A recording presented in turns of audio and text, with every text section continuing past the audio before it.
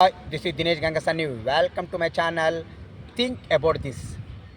2014 నుండి 2023 డిసెంబర్ వరకు అండి, అంటే బీఆర్ఎస్ హయాంలో రైతులు ఆనందంగా వాళ్ళకు కావలసిన పెట్టుబడిని ప్రభుత్వం సమకూర్చుతూ అసలు నీళ్లకు కూడా కొదవ లేకుండా చేయడం వల్ల, అంటే రాజు మంచిగా ఉంటే రాజ్యం మంచిగా ఉంటుంది అన్నట్టుగా వర్షాలు కూడా సకాలంలో పడడం వల్ల వ్యవసాయం అనేది చాలా సుభిక్షంగా మంచిగా జరిగిందండి.